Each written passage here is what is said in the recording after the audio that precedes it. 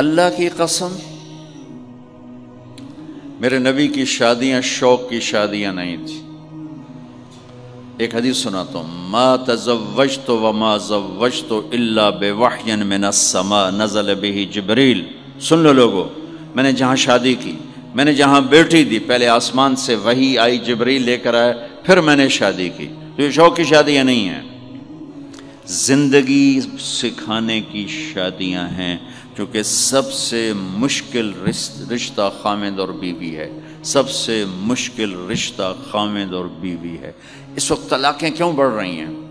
ایک تو یہ ہماری یہ جو فاسٹ فوڈ ہے، اس نے ہمارے اندر جو ایک نیچرل سسٹم تھا اسے ڈسٹرب کر دیا ہے.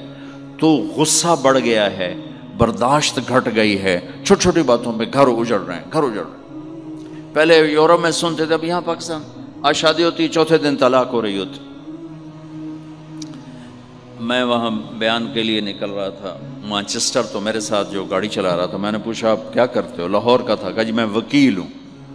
میں نے کہا یہاں کوئی جھوٹے کیس ہوتے ہیں جیسے پاکستان میں؟ کہا جی نہیں، یہاں جھوٹا کیس کوئی نہیں ہوتا، جو بھی ہوتا ہے جینون ہوتا ہے.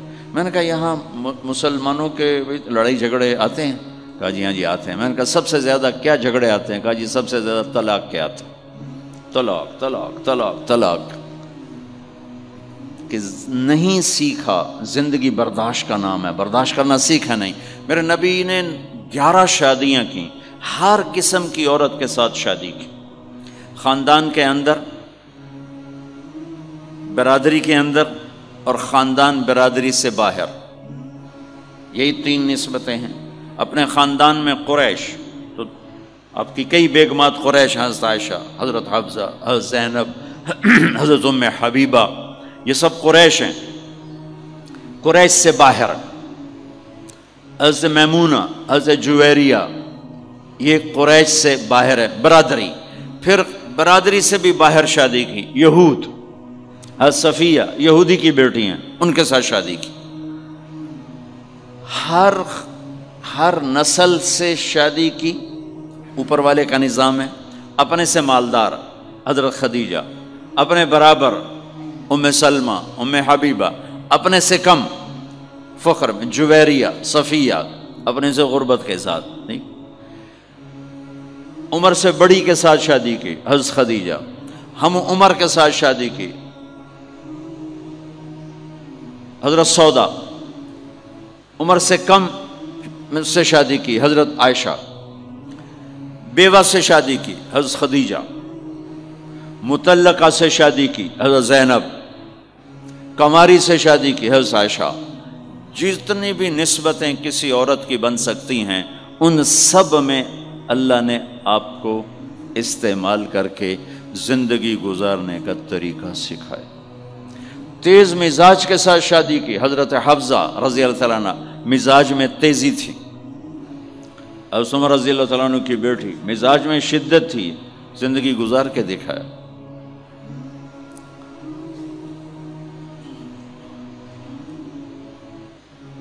ایک آپ کو حدیث سناتا ہوں، اللہ کی قسم صرف ہمیں سکھانے کے لیے.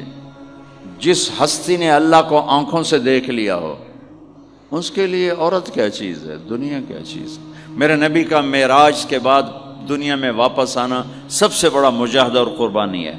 جنت میں اللہ ہمیں نصیب کر، جب اللہ کا دیدار ہوگا تو اس کے بعد اللہ کی قسم جنت والوں کو جنت بھول جائے، عورتوں کو خامد بھول جائیں گے، خامدوں کو بیویاں بھول جائیں گی، اور جنت کی ہر نعمت بھول جائے گی، صرف اللہ کو دیکھنے میں گم ہو جائیں گے. اور میرے نبی اپنی آنکھوں سے اللہ کو دیکھ کر آئے ہیں. ٹھیک ہو؟ اب ایک حدیث سنو. عائشہ مجھے جب سے پتہ چلا ہے نا کہ تو جنت میں میری بیوی ہے، تو میرے لیے تو مرنا ہی آسان ہو گیا ہے. اللہ اکبر. یا عائش انہ لیہون علی ان اریتک زوجتی فی الجنہ.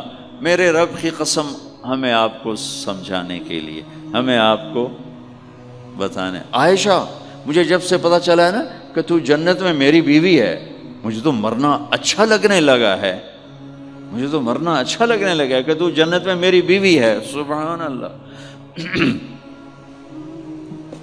ادھر اچھا جی جنت بھی یہی لبنی ہیں جی، یہ جنت جا کے بھی یہ نالی رانا ہے، یہاں یہ باتیں سننے کو ملتی۔ اور میرا نبی کہہ رہا ہے عائشہ مجھے پتہ چلا ہے کہ تو جنت میں میری بیوی ہے تو میرے لیے تو مرنا ہی آسان ہو گیا۔ سبحان اللہ، کیا خوبصورت، اللہ کی قسم یہ دلداری تھی۔